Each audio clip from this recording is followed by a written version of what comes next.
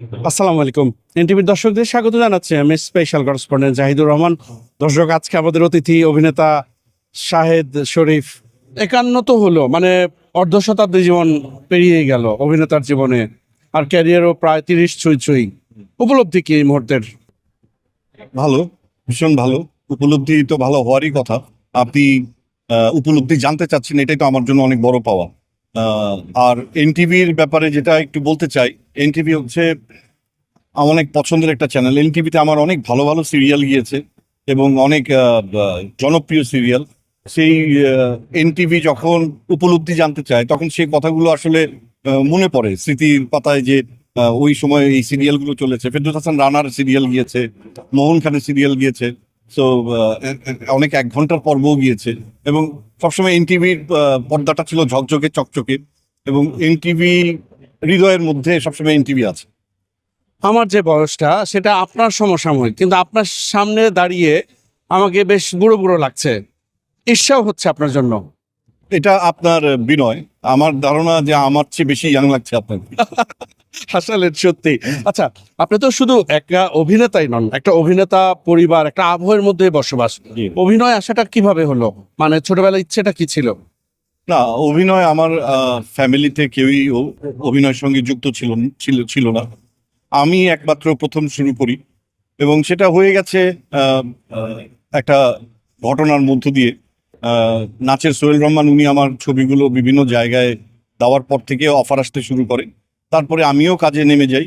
সেইভাবে আমার অভিনয় শুরু। তার আগে অবশ্য আমি আমি যেহেতু অ্যাকচুয়ালি ছিলাম, আমি 95-এর দিকে স্কুল অফ অ্যাক্টিং থেকে অভিনয়ের উপরে কোর্স করি। তারপরে ঢাকা সুবচন ভেঙে যেটা হয় সেখানে ছিলাম কিছুদিন।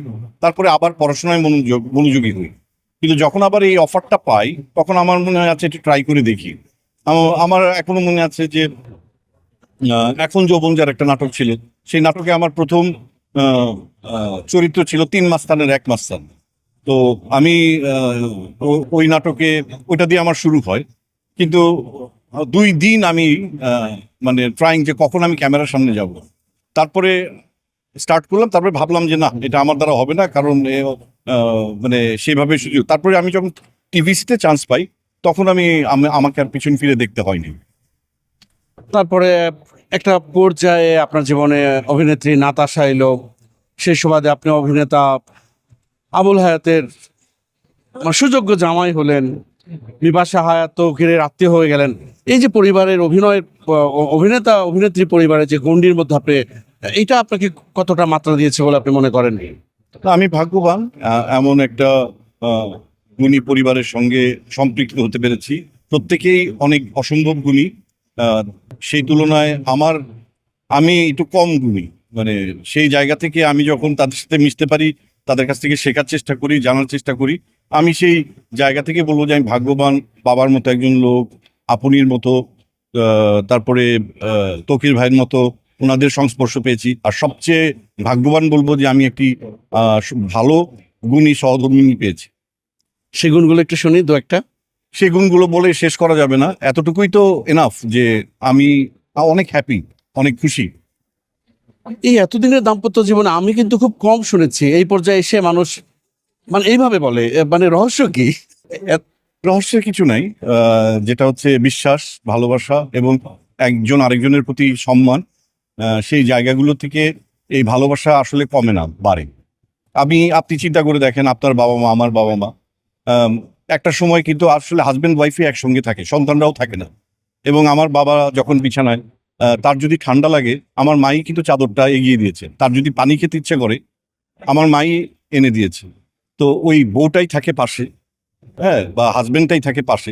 তো এটা এমন একটা জিনিস যে ওই সময় অনেক সুন্দর মেয়েও সুন্দর মনে হয় না, বউকেই সবচেয়ে বেশি আপন মনে হয়, সবচেয়ে কাছের মনে হয়।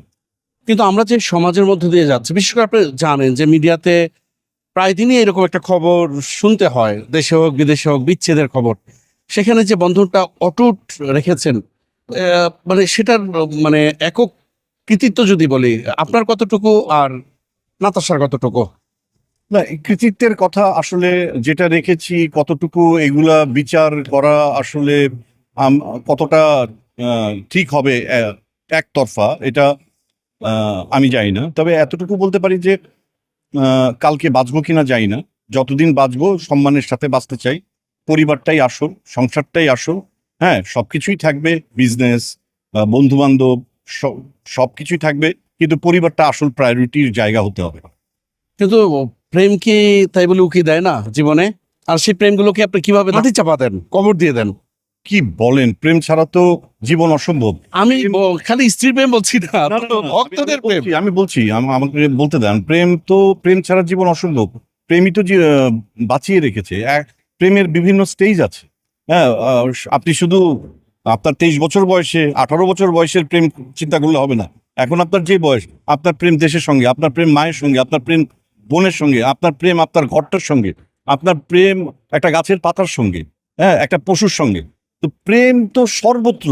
আপনি যদি সত্যিকারের প্রেমটা বোঝেন, তাহলে জীবন আপনার কাছে অনেক সুন্দর। কোনো অপ্রাপ্তি? কোনো অপ্রাপ্তি নেই, বেঁচে আছি, এটাই সবচেয়ে বড় প্রাপ্তি। এবং সুস্থভাবে বেঁচে থাকতে চাই, আর সম্মানের সাথে মরতে চাই, এটাই সবচেয়ে বড় চাওয়া। আগামী দিনের পরিকল্পনা? এই তো, সুস্থভাবে বেঁচে থাকতে চাই আর সম্মানের সঙ্গে মরতে চাই, এর চেয়ে বেশি কিছু চাই না।